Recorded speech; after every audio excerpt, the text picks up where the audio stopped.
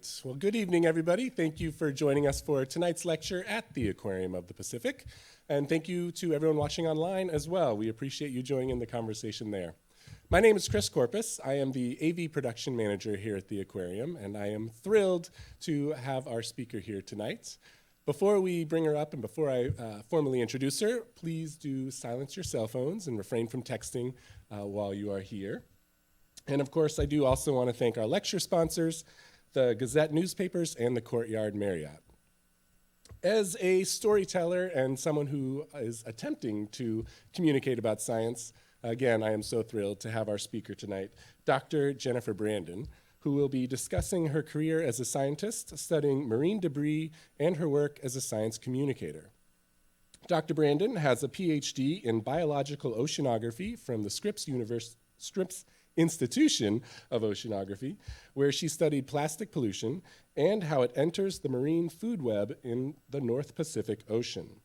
She recently completed an 18-month stint as the Price Postdoctoral Fellow in Science Communication and Outreach at the Birch Aquarium at Scripps. There she taught a college lecture course on science communication and helped coordinate an outreach program to 60 Title I classrooms.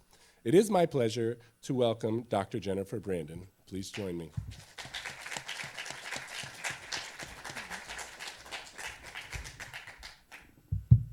Hi, thank you for having me.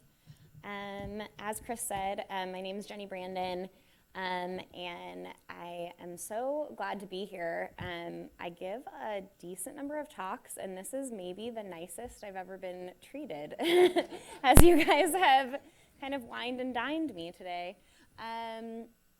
Today I'm going to be talking about what studying the Great Pacific Garbage Patch taught me about being a science communicator. This talk is maybe going to be a little bit meta in a way because it's hard to talk about being a science communicator without actually communicating some science.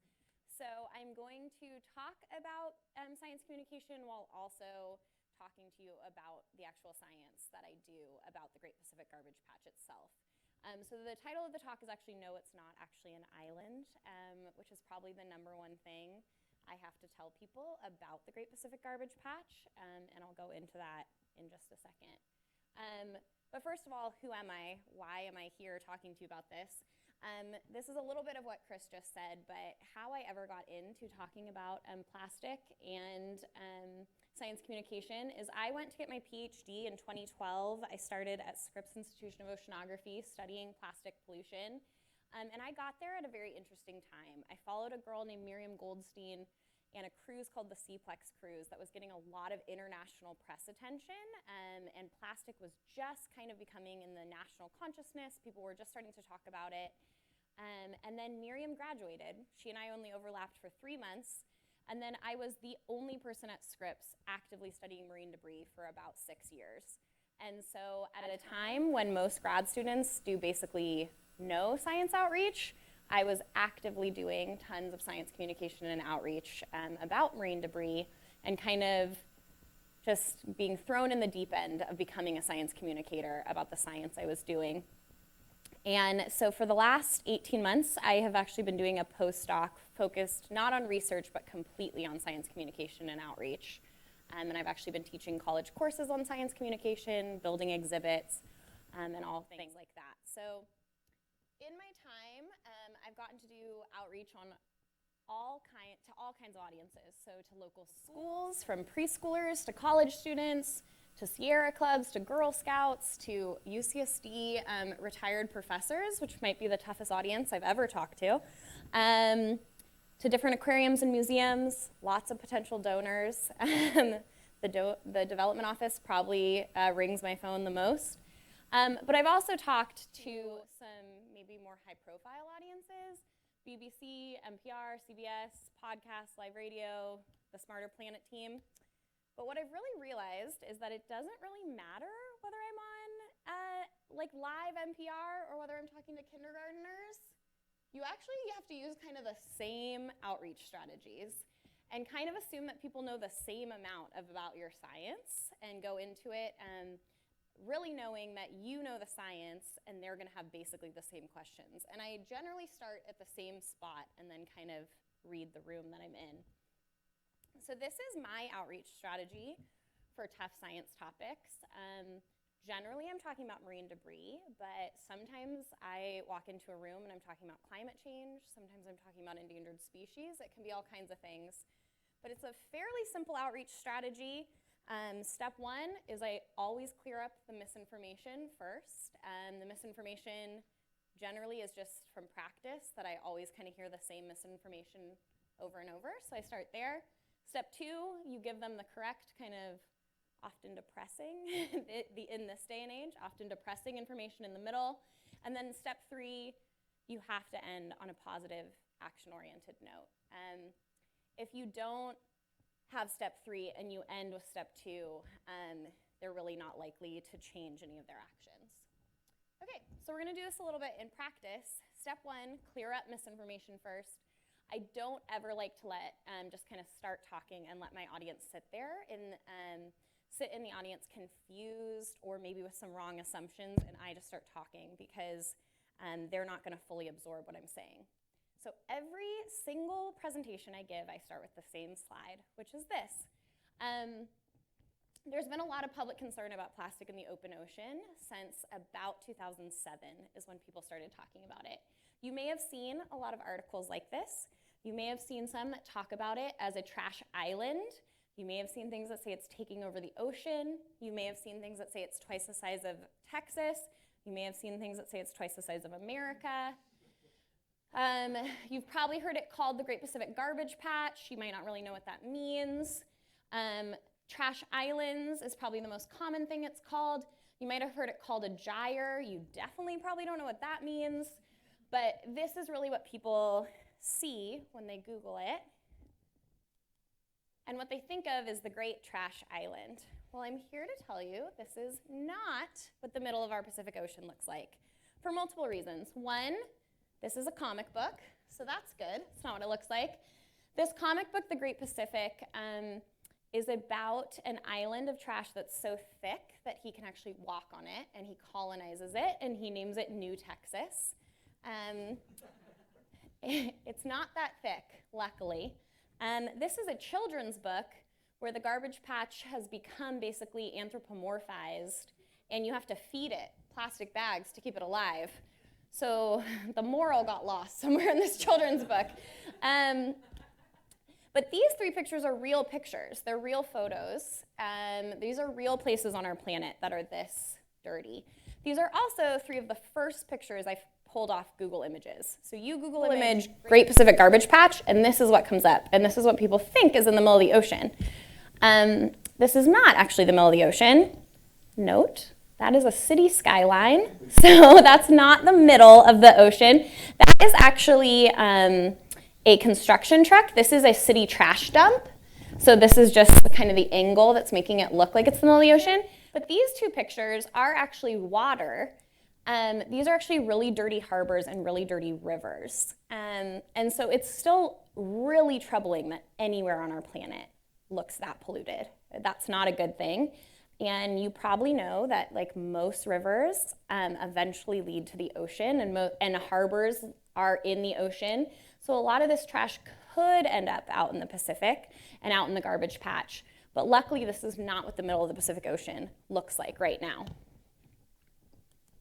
Okay, that's it. That's all I do to just kind of start that everyone in the audience is on the same playing field. Like, I know you might think it's an island. It's not. Let me tell you what it really looks like. Okay, so the meat of the presentation I normally give is giving people what I actually do, the right information. I try to give hard facts, but also give you a story. I don't want to just give you a lecture and make you think you're back in high school, and I never want anyone to fall asleep in any of my lectures, though it's definitely happened. This middle one is, I think, very important. Hopefully, you have a job where you only look at graphs if you find them interesting, or if you hate graphs, you haven't looked at a graph in like 20 years. So I'm only going to make you look at graphs that are very, very important. A lot of scientists think you're going to innately find their graphs and data interesting. I think in this whole slideshow, there's two graphs. There might be 3, but I'm gonna try to make you basically understand my entire PhD without having to look at most of the actual data, because I don't think you really need it to understand like the meat of what I actually did. And then always starting with the basics. And this is something that I kind of hammer home to my students, is just because you really love sharks or you really love coral reefs doesn't mean everyone in the audience loves coral reefs or even knows what coral are. So starting with the basics, coral's an animal, not a rock. Like, let's start there and then move into why corals are endangered, starting with the basics. And then knowing your audiences. When I gave my PhD defense, some of these exact same slides were used with much bigger words. And I deleted those words and put in words that normal humans use. Okay, so I actually start with the most basic thing, which is what is plastic and where did it come from? Plastic as a substance is relatively new to the planet.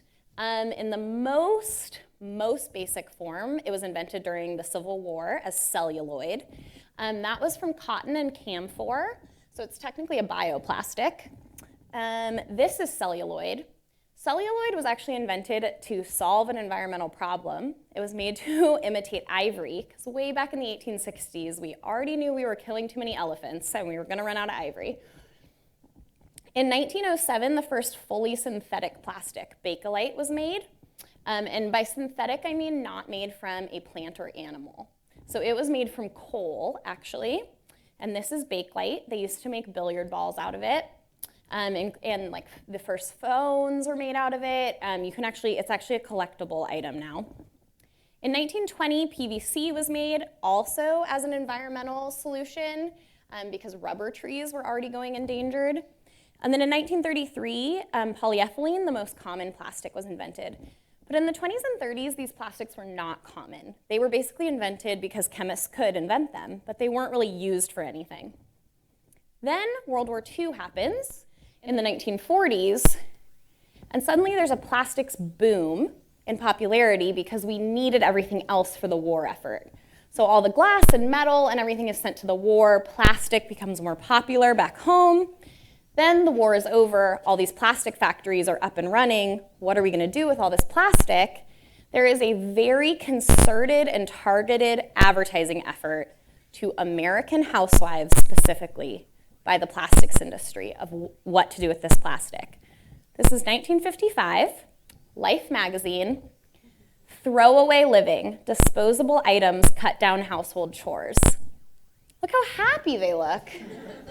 They're throwing away their cups and their plates and their knives, and they'll never do dishes again, and their lives are so easy. And this is basically the beginning of the single-use plastic movement in the 50s. In 1954, we invent styrofoam. But in the 1970s, early 1970s, Scripps scientists find plastic in the middle of the subtropical gyres, which is where the Great Pacific Garbage Patch is.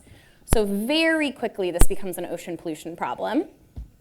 It's not till 1989 that MARPOL Annex 5 is passed, which is a law that bans plastic disposal at sea. So before 1989, any ship, no matter how big, like huge Navy vessels, are dumping all their trash overboard, including all their plastic. This is because people didn't really understand what plastic was, and they didn't understand how it degraded. And so they didn't understand that it was lasting so long out at sea.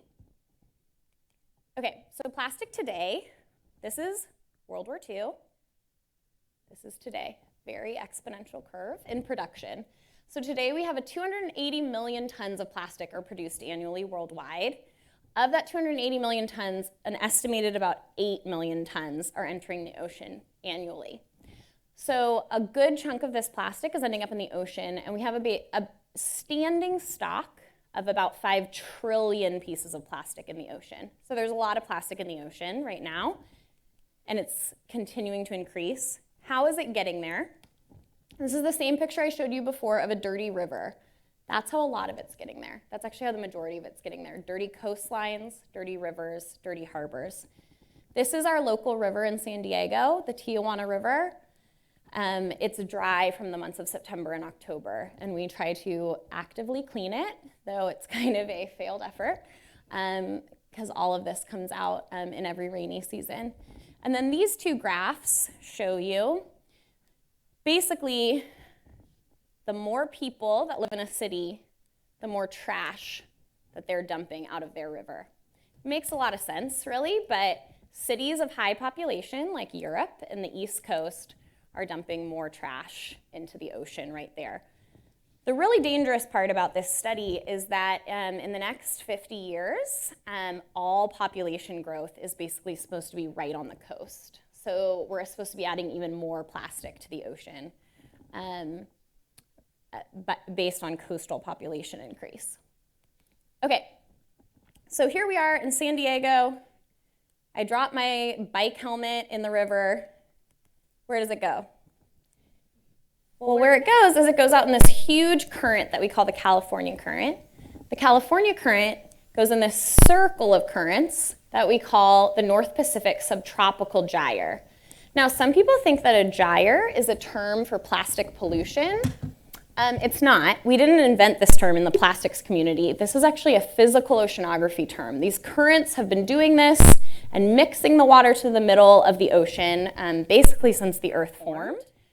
But they used to just be pushing like seaweed to the middle and driftwood. Now that there's all this plastic, they're also pushing that plastic to the middle. And it works basically like a sink drain, where when you pull the plug on your sink drain or your tub drain and you see all those bubbles go to the middle, that's basically what's happening in what we call the convergence zone. So this whole convergence zone, you can consider the Great Pacific Garbage Patch. You will find trash in that whole area. But the area that people talk about being twice the size of Texas is actually this really concentrated red area. This is what we call the Eastern Pacific Garbage Patch. And then there's a Western Pacific Garbage Patch. And the way that the currents work, those areas are the most concentrated. And then this is where I did my Ph.D., basically from California to Honolulu. This poor little white box is Hawaii. Hawaii is like right in the middle of the action. Okay, so all this trash is out there. Why is it a problem? Well, it's a problem for a lot of reasons. You guys have probably seen pictures like this. This is a lot of how people get into this issue, is they see a picture like this. Plastic can be a problem for animals for multiple reasons. It can entangle them, especially fishing gear is really strong. That's what it's designed to do. And so it can entangle animals for years.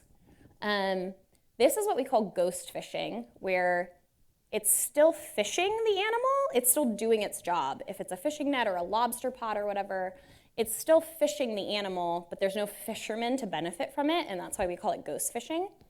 So it can entangle the animal, or the animal can eat the plastic. Here, an animal has eaten the plastic.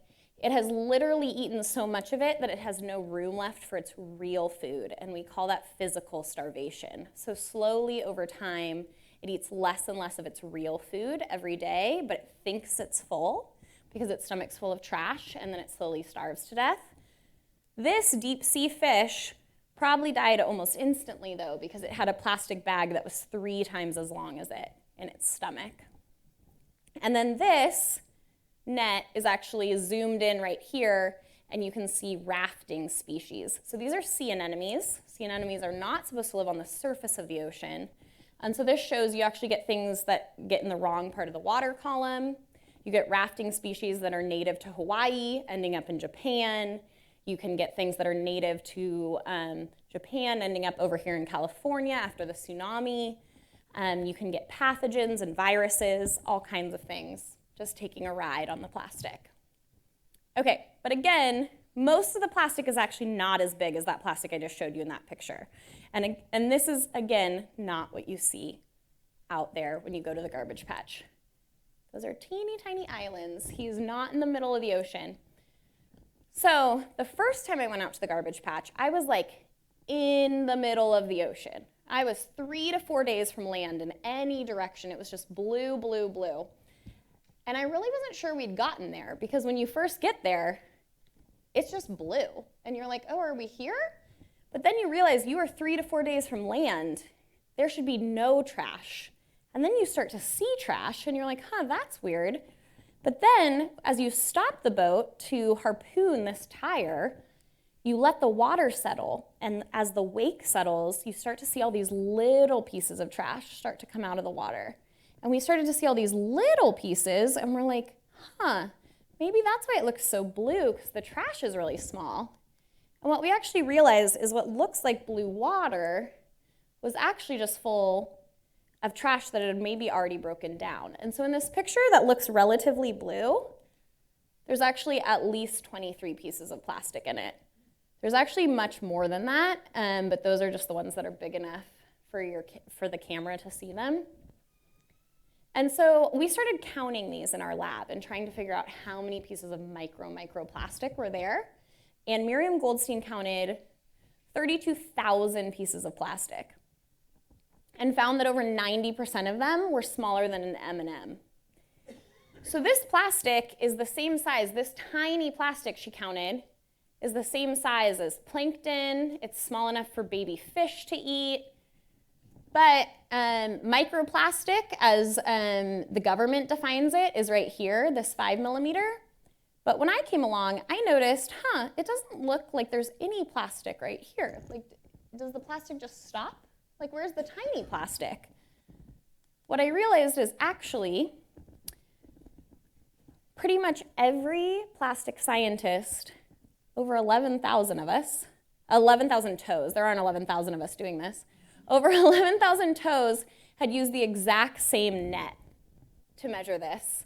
And we basically had never counted the tiniest plastic. Anything tinier than this net had just gone right through it, and we didn't know what was there. And so the tiniest plastic had basically gone missing. We'd never counted it.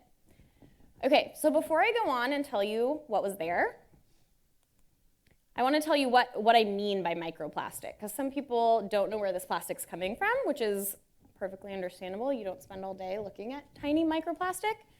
Microplastic comes from 4 places. When I find it out in the middle of the ocean, I can kind of instantly tell you what kind of plastic it is, which of these 4 it is. The first one is fragments. So fragments came from something big, like a water bottle, and it broke down into these little pieces. Sometimes you can tell what it used to be. This used to be a bottle cap, but most of the time you have no idea where this plastic came from, what it used to be, how long it's been in the ocean, how long it took to get to that tiny piece. You can just tell by its kind of sharp, raggedy edges that it used to be something much bigger. The next thing is what we call fibers. Fibers are coming off all of our clothes. So you wash your clothes, and then what we think of as our clothes wearing out is actually little pieces of the fabric of your clothes wearing off. Those fibers are too small to get caught at the wastewater treatment plant, and so they wash down the drain and they end up out in the ocean.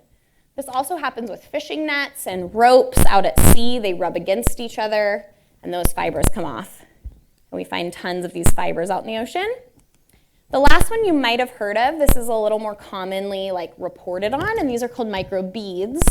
These are these things that make your toothpaste look like it has glitter in it, or your hand sanitizer look like it has fun polka dots in it. All of that is plastic, also designed to wash down the drain. So you brush your teeth with plastic, you spit it out. It's too small to get caught at the wastewater treatment plant. We catch it out in the ocean.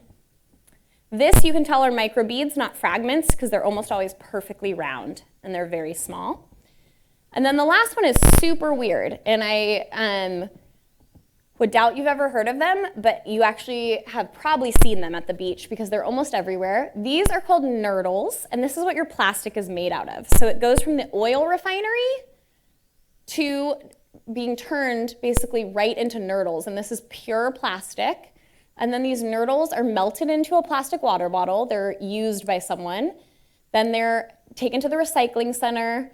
They're melted back into nurdles. Then they're melted into some other toy or something. Nurdles are basically the currency of plastic. But they're tiny, and they're small, and they are really light, and they get lost all the time in the process of shipping. And so we find them all the time. And you know they're nurdles because they're these perfect little discs. Okay. So when I say I find them all the time, where do I find them? In the ocean. Some plastic is buoyant, which means It floats at the surface of the ocean, so animals that feed at the surface eat it. Some plastic, like PVC pipes, sink immediately to the bottom of the ocean. I don't study the bottom, so I don't ever look at that plastic, but it's down there. And then some plastic has a weird journey where an animal up here, this fish, eats the plastic, packages it in its little poop, and it sinks like that. Or something that floats will get covered in biofilm and barnacles, and then it'll slowly start to sink. And then something will come along, and it'll taste so good because it's covered in this biofilm, then it'll get cleaned off, and then it'll pop back up, and then it'll sink. And so then that's how those ones live in the middle.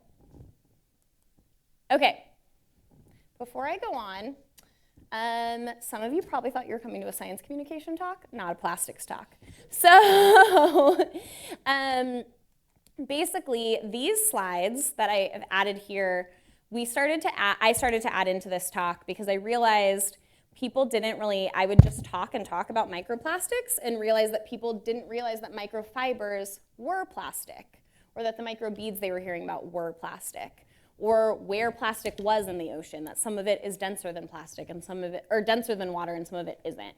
And so hopefully, as I'm doing this, you're seeing, you're kind of seeing the practice of why I add these slides in so that people understand understand my plastics work before I show them the actual research. Okay, I'm gonna show you like 2 slides of research, and then, but I promise there's 1 graph, maybe 2 graphs. Okay, so are microplastics an even bigger problem than macroplastics? The fact that these plastics are so tiny you can barely see them, is that an even bigger problem in the ocean than if it was a garbage patch, an island? Well, the truth is, it might be, because most of these plastics, these teeny tiny plastics, are the same size as the plankton at the bottom of the food chain.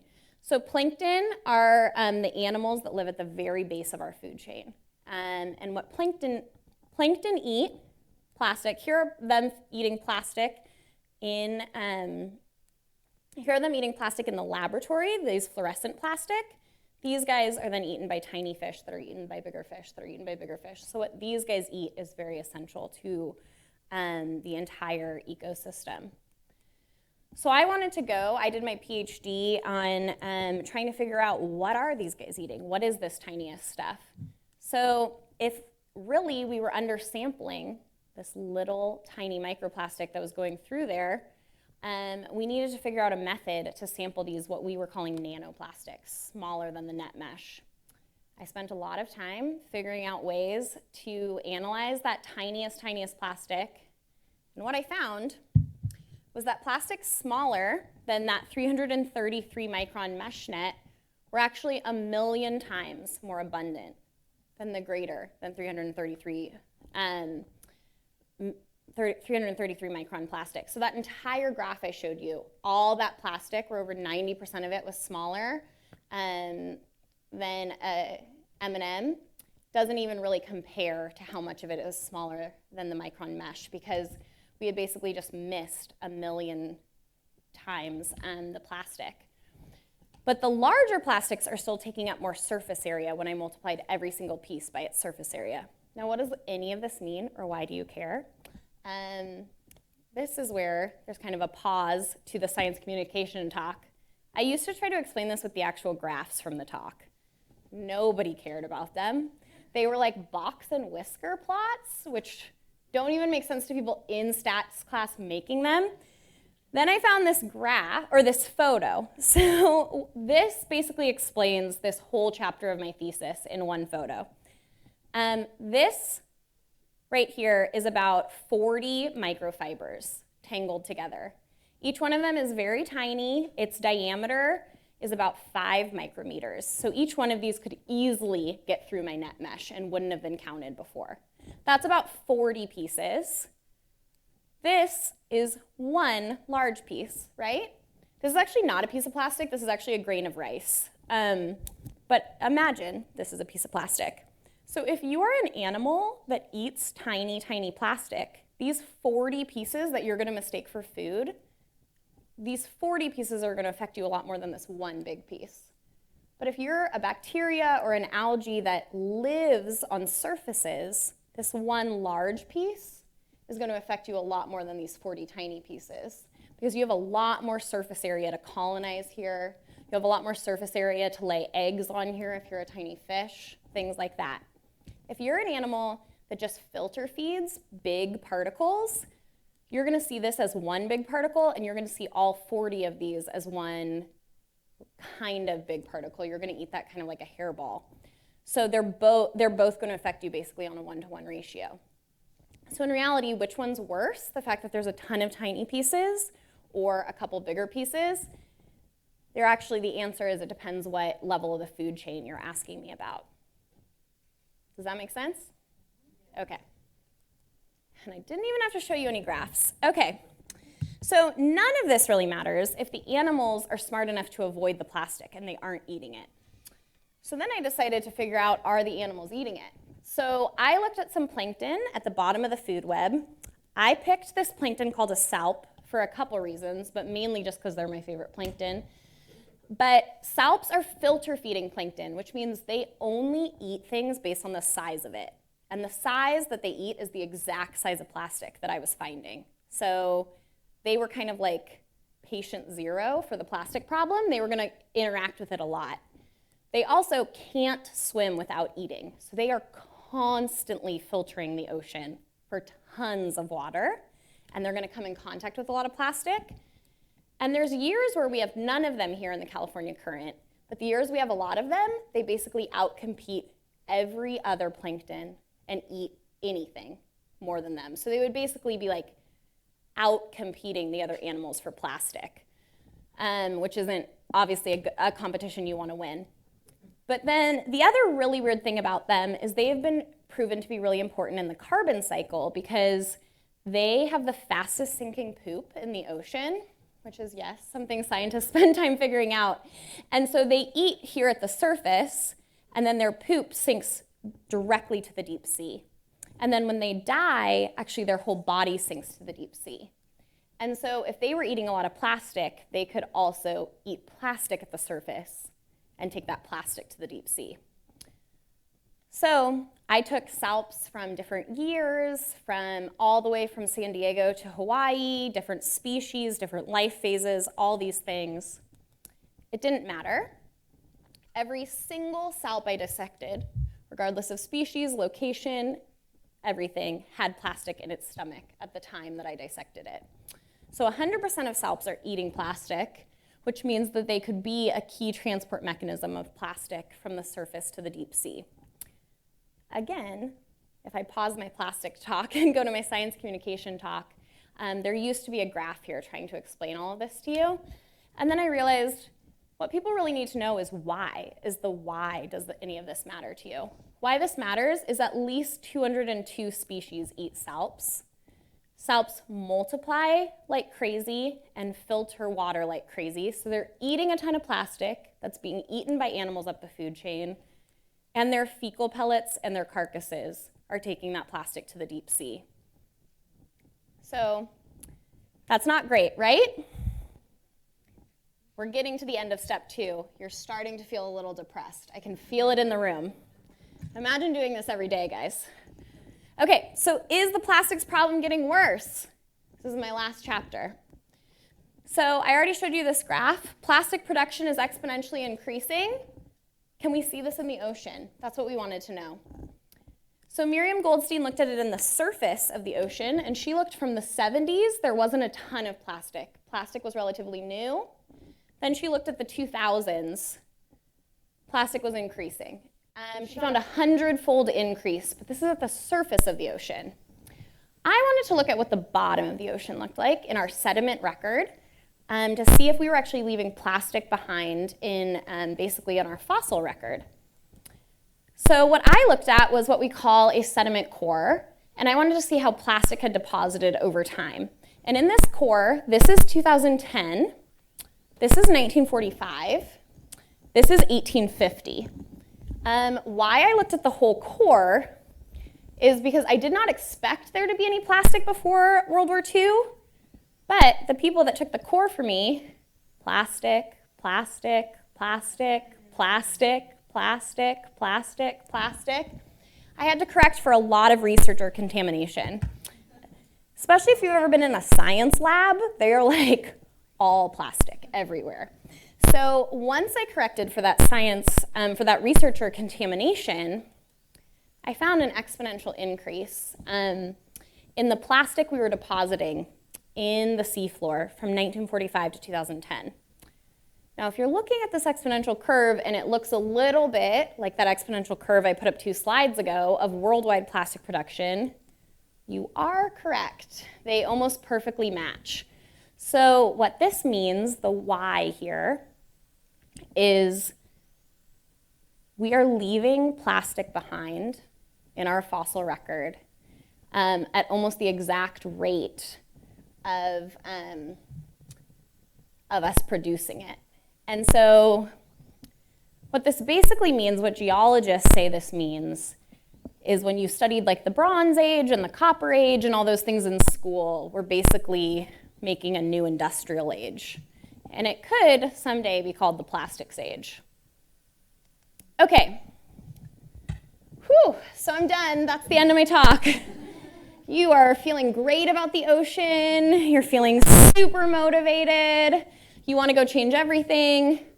Obviously, that's not where you want to end, because if you leave the audience feeling hopeless there, they're not going to go home and change anything. Now, that might sound funny, especially because with plastic, it's very easy. My next slides are like very easy of how to change things, but I can't tell you how many climate change talks I have gone to that do end there, that are just like, well, so, you know, we're at 415 pp at, like, parts per million today, and that's it, we're done. And you're just like, well, no one's gonna go, like, walk to work tomorrow if you've basically told them you have to get every country in the world to agree and like sing Kumbaya together to make anything change. Like, it's not gonna help. So you have to have the audience feel like they're a part of the solution in order to have the talk really like be meaningful, or your exhibit be meaningful here, or whatever. So for me, I always have slides about what you can do. And I think what's really important about plastic pollution and why I think plastic pollution has made inroads with people is that it's something you can actually see, and it's very tangible. And when I do put up slides of polluted beaches, it's things you recognize, that you have used, that you have thrown away before. So these are some super simple solutions you've probably seen: bringing your own bag to the grocery store, carrying your own lunch bag and water bottle. I'm really into people rethinking how they bring their lunches to school and work, because I see a lot of plastic used in that way. Refusing straws and coffee lids. Buying recycled plastic goods. These are recycled plastic hand soaps. Why I think this is important is, as we're in a very complicated situation right now with US recycling, one of the problems is there's not a huge end market for all the recycled plastic we do have. And so if you consciously buy things that are made out of recycled plastic, it does actually create that demand. This plastic I get asked about a lot: corn-based plastic, sugar-based plastic, whatever you want to call it. This plastic is great if what you're really excited about is us using less petroleum, or if your city has municipal compost. This plastic is not the answer for ocean pollution. If you throw this in the ocean, it will not biodegrade. It will not degrade any faster than normal plastic. So it's probably not the solution that we need for the ocean. Okay, reducing microfibers in your life. So I kind of flip through that microfiber slide, and it's always the slide that kind of sticks with people. So this slide is some things you can actually buy to have less microfibers in your life. These bags, you can wash your clothes that are very synthetic, like your activewear in them, and you can get the microfibers out of them. This thing called a Cora ball will catch microfibers in your washing machine, and then you have to clean it every like 30 washes, and it's basically like cleaning a lint trap. And then this attachment, if you own your house, or if you have a landlord that lets you modify your house, it will filter all the water that comes out of your washing machine, and you can catch all the microfibers that way. Okay, if you're super interested in this and you want to see some great science communicators, these are my favorite books on the topic. They're for all kind of ages, all things that are interesting about it.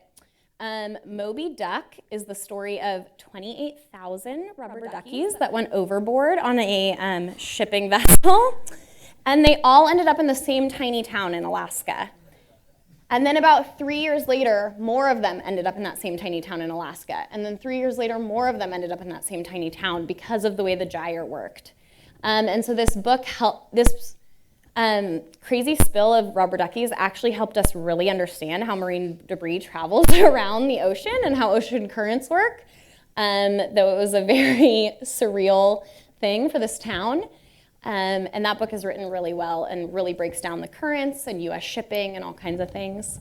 This book is written by the people who make Method soap and house cleaning. If you really want to make your life more green, I recommend this book. It'll make you feel like anything you've ever touched has given you cancer, so fair warning, but it's a great book. This book is basically like the biography of plastic and how we got to be such a plastic-dependent society. It's very fascinating. This book is a story of people that love to beachcomb and the crazy things the ocean kind of coughs up that have been in there, like when they find pieces of space stations and 100 Nike left shoes, but no Nike right shoes, because those went to a different beach, and all kinds of things like that. This is a book about how storm drains end up at the ocean. We all know that because we've all read that drain logo 1,000 times, but we don't normally actually soak that into our brains, that if we litter very far from the ocean, it will actually get to the ocean. And this is a children's book. This book, Captain Charles Moore kind of discovered and named the Great Pacific Garbage Patch. And then this book is actually about Scripps scientists on a voyage in the Great Pacific Garbage Patch. Okay, if you want to watch some documentaries, they're short subject, long subject. Some of them are about very specific things like plastic bags, plastic water bottles, plastic straws. Some of them are a lot longer. One of the ones that I really enjoy, I think my favorite thing about it is actually the title of it is Smog of the Sea. And why I love that from a science communication standpoint is we all know smog, especially you guys who live in LA, you all know smog is pollution. But if I were to come up to you and ask you to clean up the smog piece by piece, you'd know that's a crazy thing to do, right? Because the smog is so small. That's basically the situation we're in the ocean, is that the plastic is so small, it's almost impossible to clean up. It's just suspended out there, and yet it's making the whole ocean sick. And so I think that metaphor has become very poignant to where we are, where we're at in the middle of the ocean. Okay, if you really care about this, I always put this here too, websites of more info.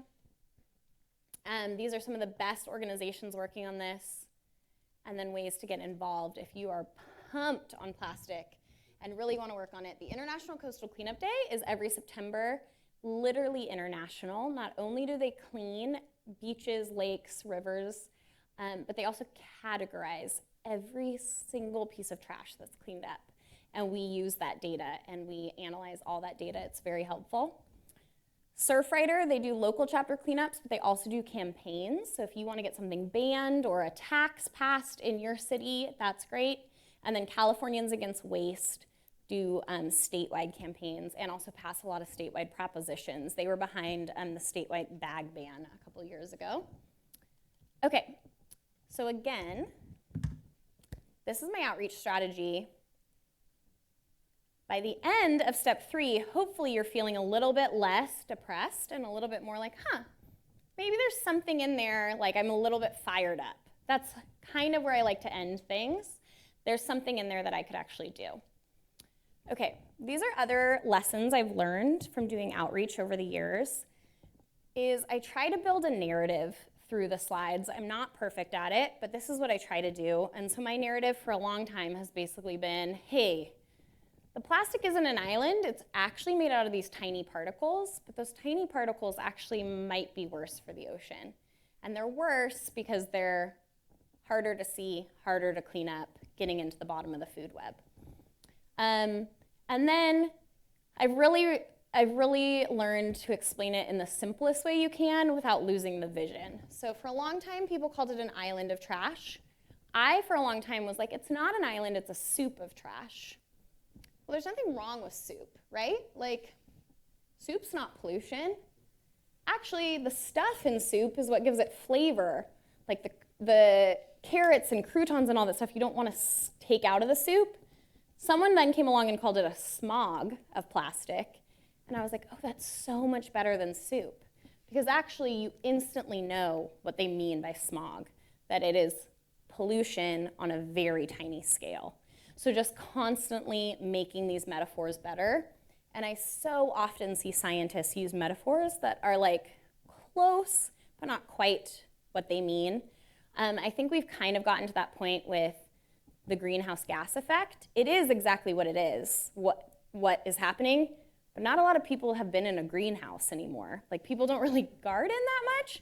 So I tell a lot of kids about greenhouse gases, and they're like, what does that mean? And I'm like, okay, well, first we should take you to a greenhouse. Then I should teach you about global warming. So finding something that they really resonates with your audience. Only using graphs and numbers when you need to, and then constantly workshopping it. And I will say that these last two, in making this as a science communication talk today, I realized I'd slowly put more graphs and numbers into this talk over the years as the research had gotten finished, and I took more of those graphs and numbers out for you guys, and realizing you guys don't need to know exactly how much plastic there was. I can tell you that it was 1,000,000 times more, not 5 to 7 orders of magnitude more. Because it doesn't matter. The difference in those two things is basically approximate. Okay, and so with that, I will take questions. And I'll take questions about science communication and plastic. Thank you, guys. Yes.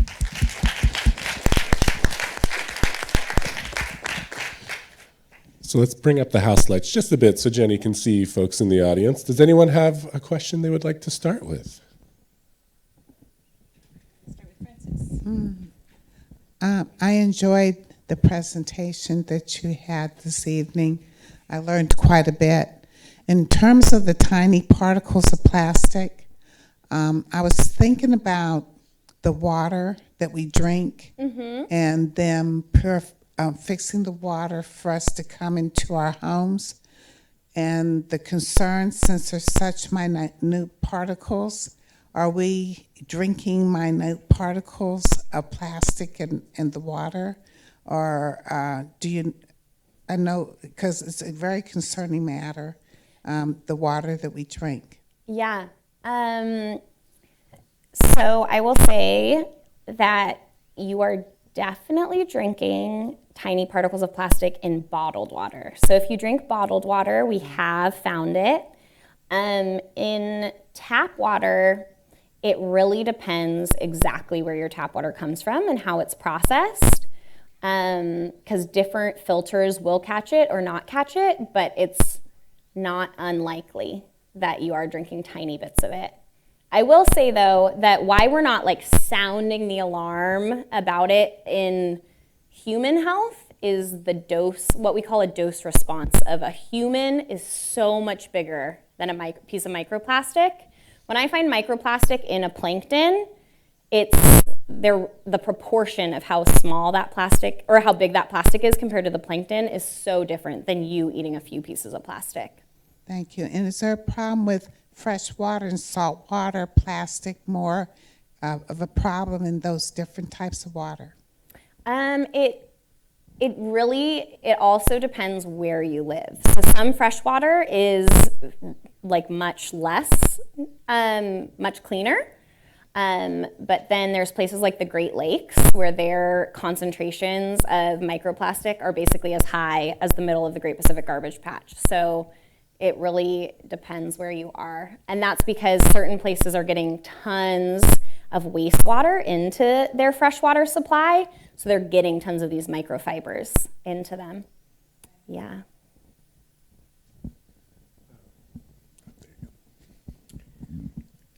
Hi. So it strikes me that in California, we've come to the conclusion that we'll no longer provide straws and plastic straws particularly.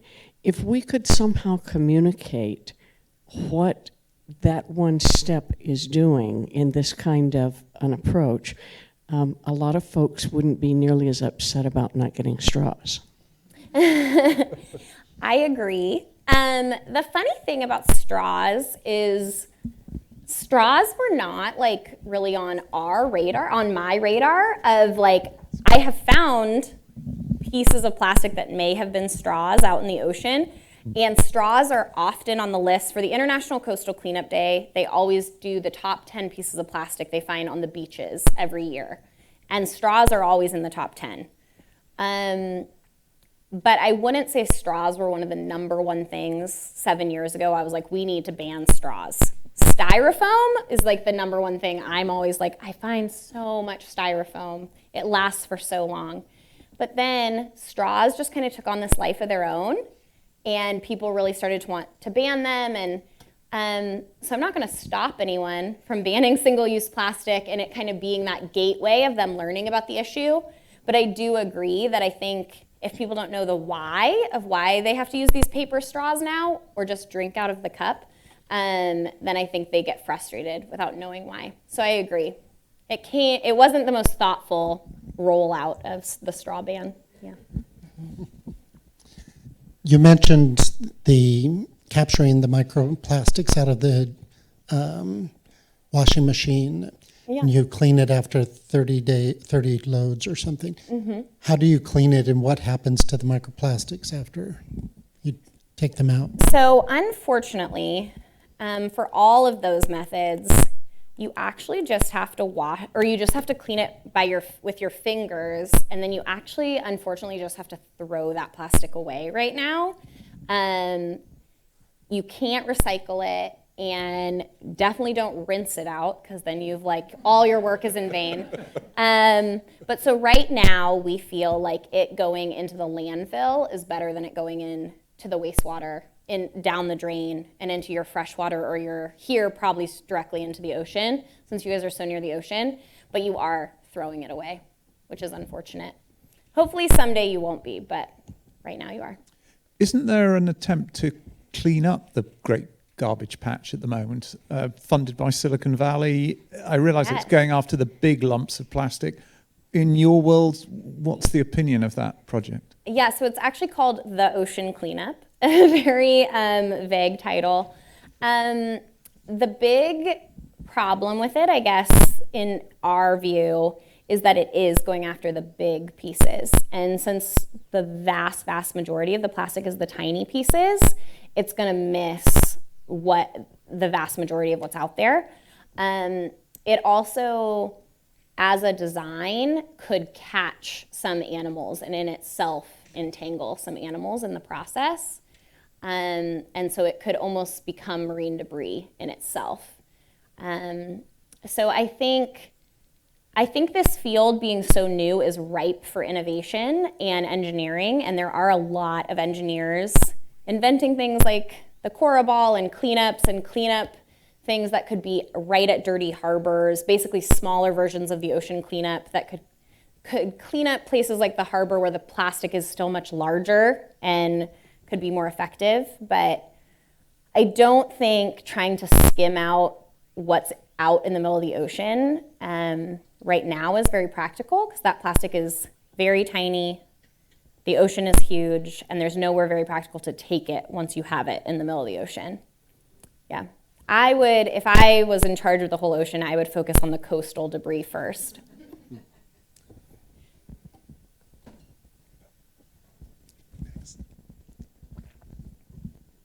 Go ahead. Okay. Since you mentioned the emergence of technology, and you also mentioned that corn-based plastic's not the answer, are there emerging technology that is the answer for replacement plastic, if you will? Yeah, I think there is. Not the answer now, but maybe the answer in like a decade. There's plastic that is that exists right now that can dissolve in ocean water, but it is incredibly expensive. So it's nowhere near a price that we could make all plastic out of it.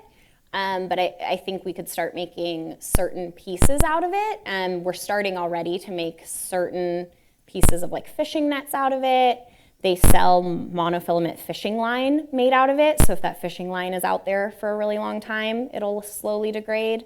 There's also really exciting solutions for, instead of making new plastic, actually making new ways for the plastic to disappear. And a lot of that is bacteria that can actually break down the plastic. So plastic is made out of oil. The only thing on Earth that can break down oil, it looks like, is bacteria. And so there are some bacteria that can actually break down plastic back into its kind of most basic chemical forms that something else can eat it. And so maybe someday we could really have like trash, recycling, your normal compost, and then like your plastic compost. And you could compost all your recycling or all your plastic. But to get it to a scale we could really do it will take a while. But bioengineers are working on it.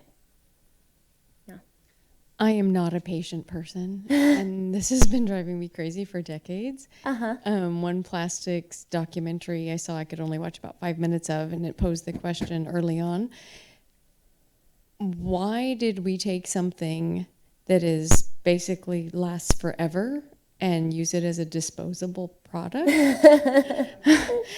And then I heard you about the dosage. Recently I heard that on average, humans ingest a credit card's worth of plastic every year or something. Yeah. Like that. So I'm sorry, this is just speaking from my frustration. What is it going to take for us to wake up and stop producing plastic and stop using it? I think, so why we ever did it is, I think, purely probably a cost thing. That plastic was so cheap to produce. I hope there was an ignorance too of like not realizing how long it would last, but they did know that it's fossil fuels, and so they last a very long time. What it'll take for us to wake up and not use it so much. I've been doing this for 7 years now, and people are definitely waking up to it. When I started 7 years ago, there was not a single bag ban anywhere in the country, and it's starting. So people are banning plastic bags, they're banning straws, they're banning styrofoam. Whole countries are banning these things. They're really getting on board with the fact that like, oh, we don't want these chemicals in our plastic. We don't want this plastic. We don't want this. But I think ultimately a big part of it is realizing that there's a lot of money to be made in plastic. And so realizing we're up against a pretty big economy, I guess, a big industry in the end.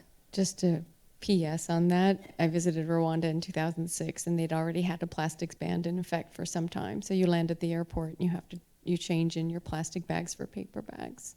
And that was 2006, and we're just doing it now. It's amazing how far other countries are. Europe is like decades ahead of us. But I think we've got time for one more question. Looks like we got one more in the back there. When you mentioned about the recycled plastic not being an answer, and then you spoke about the bacteria, what's the possibility of continuing to have recycled plastic, but not recycling it like we recycle it, and then grow bacteria and put it all in a place and sprinkle bacteria over it to help get rid of it? Is that possibly feasible? I think it is actually possibly feasible. So I think, so right now, there's almost no way to recycle styrofoam. There's technically one company that says they're recycling styrofoam, but they are also the biggest styrofoam manufacturers. And they're losing both money and energy on it. So the definition of recycling is it's supposed to be an energy efficient process. But there is a worm that can eat styrofoam based on the bacteria that's in their guts. And so people are trying to isolate whatever enzyme this bacteria is making so that the styrofoam that we have been making since 1954, we can someday compost or get rid of, because pretty much every styrofoam coffee cup that has been used since 1954 is out there somewhere. We basically we've recycled the teeniest fraction of 1% of all that styrofoam, and the rest of it's still out there somewhere. And so I think there is a really big market to find a real solution to compost some of these things or find ways to get rid of them. But I'm not giving up on recycling. I know some people are, but I think we'll figure out how to like teach Americans to recycle well and recycle our goods again. And I haven't given up on some of those solutions we've been using for years. So yeah, I think it'll happen. I think we'll become more efficient on these things as the trash keeps piling up. Well, that's fantastic. Thank you, Jenny. We really appreciate what you shared with us tonight. Give her a round of applause. I learned a new word, nerdle. That was new for me, so that's exciting. I wanted to get a quick clarification. Is that your Twitter handle or your Instagram handle? That's my Twitter handle, yeah. Perfect. So that's how you can look her up if you... Oh, yeah, sure. Oh, yeah, I'm sorry. Yeah, let people, you can take a photo of that or write it down. And while you're reading through that, I just want to let you know that our next lecture will be July 31st, and we'll be hosting a panel discussion about the ocean and its role in a sustainable future with professional big wave surfer Jamie Mitchell and some other experts. And of course, if you can't attend in person, it is always available online as well. Thank you guys so much for coming tonight. Thank you again to Dr. Jenny, and have a great evening. Thank you.